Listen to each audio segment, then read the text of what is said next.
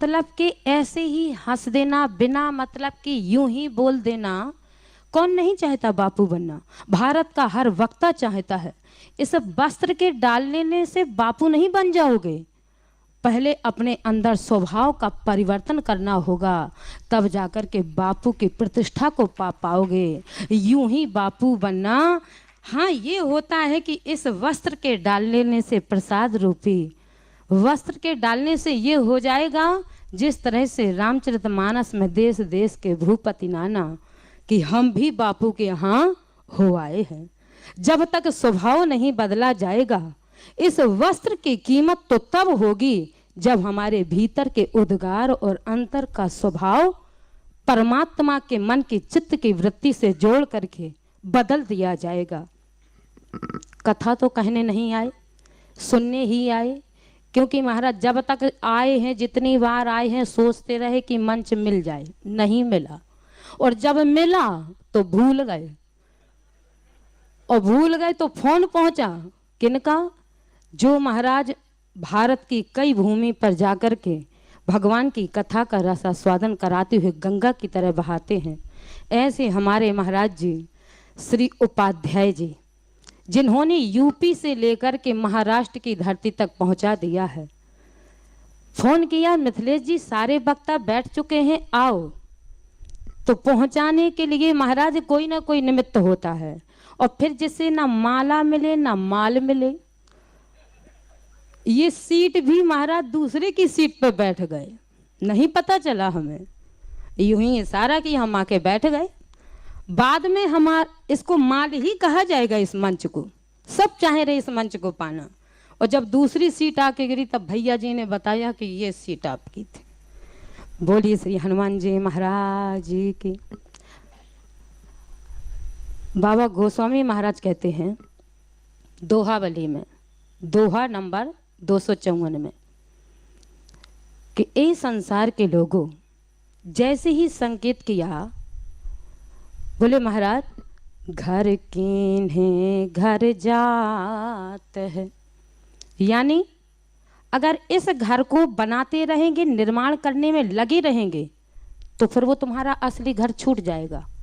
असली घर कौन सा है? राम जी का बैकुंठ धाम। इस घर के बनाने के चक्कर में असली वाला घर चला जाएगा। और घर छोड़े घर जाए, यानी महाराज अगर इस घर के चक्कर में पड़ोगे तो असली घर छूट जाएगा, और अगर उसमें पड़ोगे तो फिर ये घर बर्बाद हो जाएगा जहां बीवी बच्चा है। और संसार को छोड़ करके अगर लाल वस्त्र पहन करके साधु हो गए, यही बात समझ में नहीं आई महाराज आप कहना क्या चाहते हैं। बाबा कहते हैं महाराज मैं ये कहना चाहता हूं कि इस घर में लगे रहोगे तो वो घर छूट जाएगा, अंत के समय में जहां कामयाब होना है वो कामयाबी आने वाली नहीं है। तो फिर क्या करें? एक ने पूछा, तो पूज्यपाद गोस्वामी महाराज ने कहा फिर ये करो कि महाराज घर के और बन के यदि लाल कपड़ा पहन करके बन चले गए, घर को छोड़ गए, तो बीवी बच्चा बर्बाद हो जाएंगे। घर और बन के बीच में एक नया निर्माण करो, नया घर बनाओ, और उस घर में रह करके। तो बोले महाराज नया घर, उसका नाम क्या होगा? तो बाबा गोस्वामी महाराज नाम दे रहे हैं, राम प्रेम पुर छाय। उस घर का नाम होगा राम प्रेमपुर। एक प्रेम रूपी घर को बना करके और फिर भगवान से अपनी तल्लीनता को जोड़ करके अगर चलते रहोगे तो घर कीन्हे घर जाते हैं, घर छोड़े घर जा। और तुलसी घर बन बीच रहे, राम प्रेम पुर छाय। अच्छा, तो बोले महाराज एक बात बताओ, भगवान मिल जाएंगे? बोले बिल्कुल मिलेंगे। अच्छा आप बताओ आपको घर कहाँ मिले? तो बाबा ने कहा मैं ऐसे कितने लोगों की पंक्ति में कहानी सुनाऊं जिनको घर में भी भगवान मिले और वन में भी मिले। और ये घंटी का डर लगता रहता है, क्योंकि इस घंटी से हम ही आप लोग नहीं डर रहे हैं, इस घंटी से तो पार ब्रह्म परमेश्वर परमात्मा जगत गुरु कृष्णम बंदे जगत गुरु वो भी डरे हैं। जब माखन की दधी की मटकी को छूते थे तो इस घंटी से कहते थे बाजना मत। तो बोले महाराज एक बात बताओ, किसको मिले? बोले महाराज घर छोड़ने वालों को मिले और घर पकड़ने वालों को मिले। अच्छा, घर किसने छोड़ा? बोले होए न बेसय बिरा भवन बसत भाचौथपन हृदय बहुत दुखला जन्म गयो हरि भजन। घर छोड़ दिया, चले गए। अच्छा महाराज, घर पकड़ने वालों में किसको मिले? तो घर पकड़ने वालों को में बोले महाराज ऐसे हमारे जनक जी महाराज हैं जो कह रहे हैं कि इनही बिलोकत अति अनुरागा इनही बिलो। एक गुलाम समुदाय चित्ता, यहाँ पैदा होते ही बच्चे पे अपराधी का ठप्पा लगा दिया जाता है। बाबा पूछ रहे हैं। अच्छा, कथा सबको पता है, काहे के लिए समय व्यस्त किया जाए। इस तरह से घर पकड़ने वालों को मिले और घर छोड़ने वालों को मिले। तो बाबा से कहा तुम्हें कहाँ मिले? तो बाबा ने कहा हमें, हम ना तो घर में रहे, घर में रह नहीं पाए और वन में कुटी बना नहीं पाए। आप ही तो कह रहे हैं कि घर और वन के बीच में। हाँ, बोले मिले। कहाँ मिले? बोले हमें मिले हैं घाट में। मानस में तो आया है घाट वालों को मिले, बाग वालों को मिले, घर वालों को मिले, कितने लोगों को मिले, लेकिन समय की सीमा में बताना है और आता तो कुछ है नहीं है।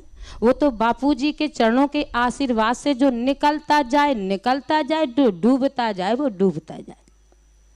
तो बोले महाराज बाबा ने कहा हमें घाट में मिले। और सुनने की कहावत में है कि ना घर का ना घाट का।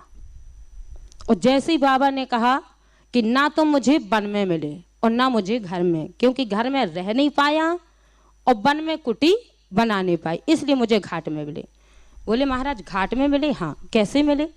बोले इसी रामचरितमानस में एक भक्त है जिसने अपना कभी जीवन में घाट नहीं छोड़ा। और वो कौन है? मांगी नाउन मांगी नाउन केवट आना कही तुम्हारा। तो बोले महाराज जब मैंने उस भक्त को देखा कि वहाँ का निषादपति राजा था और देखा महाराज कि सब लोग भगवान के निमित्त दौड़ पड़े यूं हैं, और दौड़ते दौड़ते महाराज जैसे ही पहुंचे तो एक ने कहा क्यों तू इस नगरी में पड़ा है, तुझे जाकर के भगवान के दर्शन नहीं करते बनते? राजा यहाँ का होते हुए सेवा कर रहा है भगवान के। हाँ हाँ भैया, वो राजा है, उसके पास महल है, उसके पास धन है, लेकिन मैं घाट को छोड़ के जाने वाला नहीं हूँ। वो खूब सेवा करे, खूब कंदमूल फल खिलाए, लेकिन मैं वहाँ पर जाने वाला इस घाट को छोड़ करके नहीं जाऊँगा। क्यों? तो बाबा गोस्वामी महाराज कहते मुझे लगा कि जब भगवान ने देखा कि सारे लोग तो आए हैं नगर के, लेकिन घाट पर रहने वाला अभी तक नहीं आया, तो भगवान ने यूं ही चल दिया घाट वाले के पास। तो कहते हैं कि महाराज भगवान कहते हैं जो नहीं आ पाता है तो महाराज फिर मैं ही उसके दरवाजे पर चलना शुरू कर देता हूँ। और जैसे ही पहुंचे तो बाबा को लगा कि मेरे समझ में आ गया कि घाट वालों को भी भगवान मिलते हैं। सो मैं इसलिए घाट पर पहुंचा। मैंने तीनों मार्ग छोड़ दिए भगवान की प्राप्ति के लिए। 3 मार्ग होते हैं प्राप्त करने के लिए, कर्म और महाराज ज्ञान मार्ग और उपासना मार्ग। मुझे उपासना वालों ने ललकार दिया, मुझे कर्म वालों ने ललकार दिया, मुझे ज्ञान वालों ने ललकार दिया। तो फिर मैंने तीनों मार्गों को छोड़ करके, तो हवाली में कह रहे हैं कर मठ कठ मलिया कहे ज्ञानी ज्ञान बिहीन ओ तुलसी त्रव दिव्याहि गो राम दुआरे दीन। और जैसे ही घाट पर पहुंचे महाराज तो भगवान सामने आए, और जब चित्रकूट के मंदाकिनी घाट पर बैठ कर के चंदन लगा रहे थे तो राम जी ने कहा बाबा आज का चंदन हमारे दे दो। और लिख रहे हैं चित्रकूट के राम घाट पे बोले श्री रघुनंदन बोले मधुर वाणी में धनुधर बाबा दे दो चंदन। चित्रकूट के राम घाट पे प्रगटे श्री रघुनंदन। बोले मधुर वाणी में धनुधर बाबा दे दो चंदन।